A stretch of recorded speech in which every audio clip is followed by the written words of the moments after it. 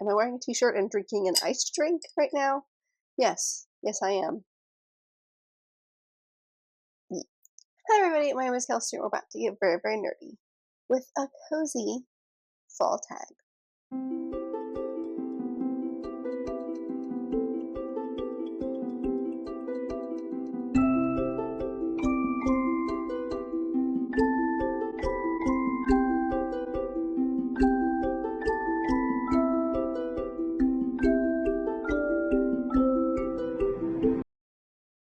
So, ironically, this video is 2 years in the making because I found it a couple of years ago and I said, this is fantastic, I want to do this. And then I got pregnant and I didn't read anything or film anything or do anything that fall. And then last year we moved. So it's been a long time coming, but it's finally time to sit down and talk about this tag. So because of that long period of time, I've forgotten who created it, so I will leave everything linked down below. I'll find them and I'll link everything down below. And also any questions are down below, so feel free to play along in the comments. There are 10 questions, so nothing too crazy. We shouldn't be here for too long, but I hope that you enjoy this very cozy tag, all things autumn. Let's dive in. The first question is, what book or books make you think of fall or autumn? So when I was sitting here, I was like, what, my fall TBR changes all the time. What do I consider an autumn book? And I have two duologies here that are like very different vibes, I want to say, but they hit the two vibes that I think of when I think of the fall season. The first one is witchy. So it is this duology, which is The Ravens and the Monarchs by Cass Morgan and Daniel Page. This is a witchy new adult story, if you will. I would consider this like light academia. Like there's dark academia. I would consider this like it's an academic setting, but it's witchy and it's chill when it comes to that kind of thing. But it's about a sorority on a college campus that's actually a coven. So in order for you to be part of the sorority, you have to be a witch. If you're in the sorority, obviously you know you're a witch, but if you're not in the sorority, you just think it's another sorority that is very popular, that kind of thing. So it is a duology. It takes place freshman and sophomore year of our main character. I was thinking it was like Violet or something. Vivi, which I think might stand for Violet. She is a freshman, doesn't know that she has magical powers, and she comes to this school for the first time. So you kind of follow her during this like pledge week sorority situation, but there's also witchiness happening. And then it continues in the next one. But it gives me that like perfect fall back to school witchy vibes. And then the second vibe for me when it comes to the fall is like very gothic leaning. So I have chosen the Anatomy duology, I guess a love story duology, which is Anatomy, and then the second one is Immortality. These are by Dana Schwartz. This is a series set in Edwardian England, and we follow our main character. I want to say her name is Hazel. I'm so good with names today. Hazel wants to be a surgeon or a doctor or, whatever. And the Edinburgh Society, Royal Edinburgh Anatomist Society will not let women in. She kind of like sneaks her way in and kind of gets the notice of the guy in charge, and he agrees that like she can't come to the classes, but he'll let her take the tests. She has to study on her own. And so she teams up with this guy named Jack. I'm on it. She teamed up with this guy named Jack, who is basically like a gravedigger, and he digs up bodies for like anatomy societies, and so he starts digging up bodies for her so that she can study them. It's their story. It's very gothic. It does have a little bit of fantastical leaning. A little bit, like in the sense of like Frankenstein is fantastical. It's more scientific than fantastical, but it does have that very gothic feel. It's all about anatomy and bodies and medicine. So like if medical things are not your favorite, like I am really squeamish when it comes to medical things, and I was okay during this, but like it's not for everyone. So these are my two that like I think they hit the two vibes for me of fall. The next one is your favorite autumnal book cover. And again, I have two options for this because again, for me, there are two sides of fall. There's early fall, which falls into that. I didn't even mean to make a pun. It falls into like the spookier side of things, and then you have the later fall, which is like the cozy side. I love the cozy side of things. Neither of these books are cozy books, but they have two different vibes. So the spooky side of fall, I think of The 13th Child by Erin A. Craig, because like this cover is all spooky all the time. I also adored this book. I thought it was amazing. I'll give you a little bit of a synopsis, even though that's not really what the question was about. But this, I mean, obviously this screams fall. We have our main character Hazel, who, when Warren was promised to the god of death, basically, and so he's supposed to come get her, and he waits and waits and waits, and she's the 13th child, so she has some sort of magic in her. And he finally comes on, I think it's her like 12th birthday, and he basically takes her to his land and not forces, but basically tells her that she's going to study to become a healer. And she's like, all right, sounds cool. So she does. She studies to become a healer and becomes a really good healer and is coveted by the king because the king is dying. And so she's asked to come by him to figure out what the heck is going on. So that's kind of where the story starts, but she does have this magical ability where like all the books and everything help with the knowledge, but if she touches someone, she can tell what's wrong with them. But on the reverse side of that, if she touches them and she sees a skull, she knows that they cannot be saved, and she is basically told to humanely help them pass on. So she's got a little bit of stuff going on. This story basically follows her entire life, and I read it, I want to say in the spring sometime, which is like the weirdest time to read it because this cover, all fall, all witchy, all gothic. I mean, there's literally a skull right here. So, oh, there's two more. Actually, there's a ton of skulls. They're all over the place. I really liked it. It's very, I don't know, like just the character of Hazel coming into her own was really fun to read about. So this cover to me screams fall. And then on the reverse side of that, the cover of Cloaked in Shadow by Ben Alderson gives me the like cozy fall vibe, like the second half of fall when it's a little bit cozier. It's November. You're not quite into Christmas yet, but you want like those cozy, like to me that's like mystery. Like that's the perfect time to read some cozy mysteries. This is a fantastical trilogy, which I did read in a vlog. It was the very first 30 before 30 vlog, I want to say I did, where I read this entire trilogy. But it basically follows Zachariah, who is an elf. I mean, it takes place in a world where there's a bunch of different elves, and he has no magical abilities. He's brought to the castle by the king with a bunch of other people, and part of this army, if you will, that are shapeshifters. And he's like, that, not me, but okay. I mean, it's much more than that. It's a male-male romance between him and the prince, and like, it's fantastical. It gets into like, there's way more to it. It gets into like dragons. I really enjoyed it. It's a good like YA fantastical story. But this cover, I mean, tell me, that's just fall in a book. The next one is, what is your favorite autumnal drink to read with? And that either some sort of warm chai or like an apple cider. Those are my two options. Literally yesterday, I happened to be by a small coffee shop and they had an apple crisp chai, and it was literally fall in a cup. It was the most delicious thing I've had in a very long time. Like, I love chai. I love all things chai. But this combined my two favorite things, which was like apple cider and chai. I mean, it was amazing. The next question is, do you prefer to read late at night or early in the morning? Late at night. I'm always a late at night person. I always prefer to read at night. I don't mind reading in the morning. I'm just usually not awake enough to function. Other books are different. I put them on when I'm getting ready or if I'm driving into work, things like that. But usually I'll put like a YouTube video on instead because I can function with that. Whereas an audiobook might take some brain power and I'm not fully awake yet. But late at night, I love being able to snuggle under the covers, especially because like my husband goes to sleep early because he's a teacher, so he has to wake up really early. And my daughter is still so young that she also goes to bed really early. So there's like a couple of hours every night when everyone's asleep except for me, and I can just snuggle down and read, and it's mwah, amazing. The next question is, Halloween is coming. What's your favorite spooky read? So again, I have two options because I don't know how to do this without having multiple options. The first one is an entire trilogy that I just finished earlier this year, and that is the HMRC series by Gina Dawson, which is Her Majesty's Royal Coven, The Shadow Cabinet, and then the final book is Human Rights.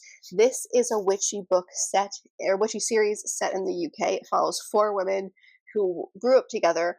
And then like the first book really starts with, they've all been scattered all over the place. One of them happens to be the high priestess of their coven, or I guess of the governing body. And she gets this insight from an oracle basically saying that like Leviathan, this big bad thing, is coming, and there's going to be a kid who sets it off, and she thinks that she has found this kid. So she gets the help of the other woman that she grew up with to kind of figure out if this kid is the one and what to do about it. The first one specifically tackles trans rights a lot. The other two tackle, I mean, trans rights is part of it, but the other two tackle the like misogyny a little bit more. But it's at its heart, it's a witchy story, where like all things that you would expect, spells, magical abilities, demonic presences, weird trippy timeline things happen at one point. Like it's just all spooky all the time. So that's one that I actually really enjoyed.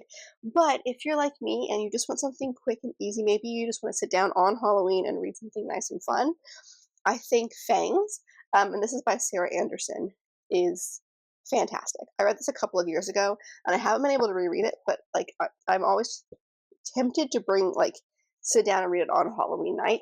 It is a graphic novel. It's like a slice of life graphic novel, if you will, and it follows the relationship between a werewolf and a vampire. And it's just the day-to-day stuff. It's very humorous. It has its moments. It's very real at times. It's very well done, and it's cozy, and it's really easy to read, and I really enjoyed it. It's just like it's spooky, but like it's in a good way. So those are my answers. Those are my Halloween specific books. If you want something more cozy or more witchy scary. I wouldn't say HMRC is scary though, but it definitely has its moments where I went, I'm sorry, what? All right, the next question is, what is the ultimate comfort read for you? So, two-pronged answer. One is like cozy graphic novels. I feel like there are so many cozy graphic novels that take place during fall. I mean, I just talked about one, Fangs. But there's quite a few that I've read, and just sitting down, maybe with some ASMR music or whatever on that gets you in like the mood. I always pick like the ones that have like fireplaces, but they're like pumpkins and there's fall music and that kind of thing. And a nice warm drink. You just kind of like hunker down and read a graphic novel for an afternoon or night or whatever. I think those are fantastic. So I'm always in the mood for one of those. The second part of that is like a witchy or gothic story. I mean, witchy things I'm always interested in them in the fall. I think every single year I've read something witchy somehow. And I mean, there's other things like vampires are very fall, werewolves can be very fall, all those mythical, magical creatures can be very fall. But there's something about witches specifically that I'm just like, yeah. So usually I can read a book where witches are involved in some way. And then, of course, gothic leaning stories are always a good time too. What is your favorite autumnal reading snack? So for me, it's some sort of warm pastry or pumpkin seeds. Like if you just like carved jack-o'-lantern for your family or whatever it is, and you like scoop out those pumpkin seeds and you roast them, those are so good. I haven't had them in quite a few years, but I'm like determined that this is the year that like I'm gonna make them, and I'm really excited about it. But then of course like a good pastry. Like I am a sweet treat person. I mean, I feel like we all are, but I definitely prefer sweet over savory, and so a nice pastry, something warm, some sort of baked good. Yes, please. Perfect snack. The next one is, what is your favorite autumnal candle to burn while reading? This changes for me all the time, but this year, my current favorite is one that I picked up from TJ Maxx a few weeks ago. I was getting all my fall decorations out, and I realized my candle collection is much smaller than I thought it was, and I'm like going through them like crazy. And I was in the vibe for like an apple scent. So I went to TJ Maxx and I actually used a gift card that I got for my birthday and bought a couple of things. And one of those is this candle called Autumn Canopy. It is by 96. Sorry, I was trying to read it. I took the thing out that says what exactly it smells like, but it's like cloves and cinnamon, but also very appley.